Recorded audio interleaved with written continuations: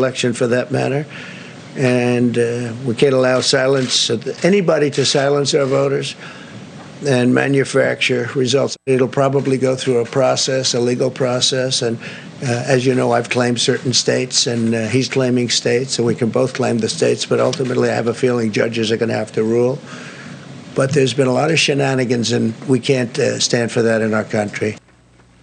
That was the president speaking from the White House tonight. Today, a judge in the city of Philadelphia ordered election officials to allow Republican election observers to watch the votes being counted from within 6 feet.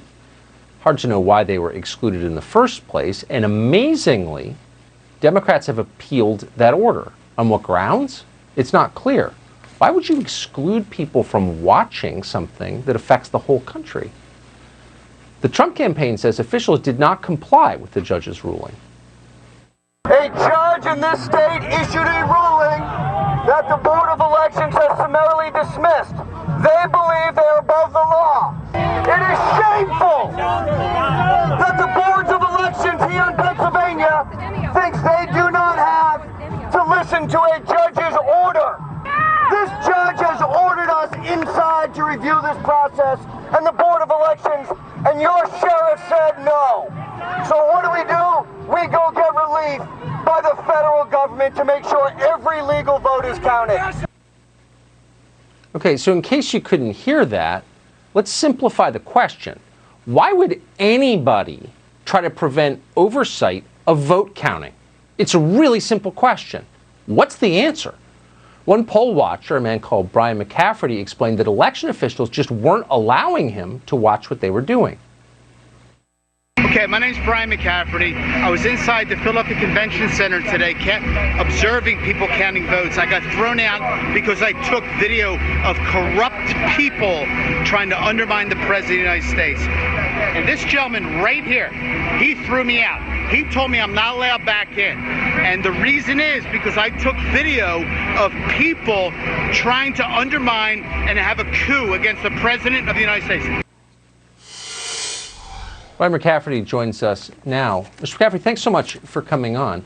So tell us what you believe you saw in there. Hi, Tucker, can you hear me? I can hear perfectly, thanks.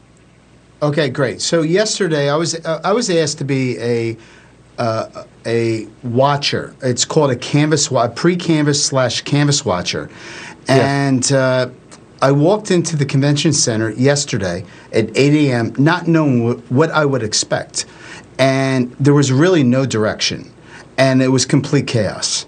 And it was at that point that I had the opportunity to talk to one of the Trump attorneys. And I said, listen, we have a 50,000 square foot facility here.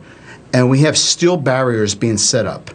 Let's say for optical purposes, 1/8 of the place is free for the people that are supposed to supervise to watch the people that are counting votes, which was a complete farce. Okay? You can't make this up. You can see from the videos that I've sent to Fox News. And nobody gave any direction. There were 8-hour shifts, and you can do whatever you want. And I started watching, and I said, wait a second, you can't see anything. The closest desk, okay, let's put things in perspective. The closest desk was 30 feet. The farthest desk was probably 150 feet. And you knew this was orchestrated. Everybody had yellow jackets. Okay, that's how they orchestrated it. However, nobody knew where these people went. And I started looking to the right-hand corner. And at that point yesterday, I started taking videos. I said, what are those black trash bags in the right-hand corner of the Philadelphia Convention Center? And there was no communication. And when people asked questions, they were really, they wouldn't answer them. And at that point, you said to yourself, listen, something's wrong here. Something's wrong. So I left yesterday at 4 o'clock. I came back today, and I started taking videos and pictures inside the convention center. And the reason you and I are talking is one went viral, okay? And I really feel sorry for this individual. His name's the Philly Godfather. He's one of the biggest handicappers, and Stu Varney has him on Fox all the time. And his Twitter account shut down right now. Because on what ground? On what grounds? There is no ground. Because people are listening to it. Freedom of speech. And I'm just telling you what I'm seeing.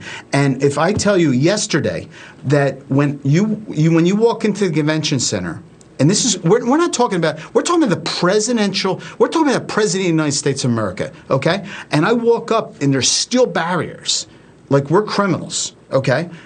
And the closest you can see is 30 feet away. And today, Corey Lewandowski and Trump's attorneys are inside the convention center today, and they move everybody up, okay? And you still can't see what's going on.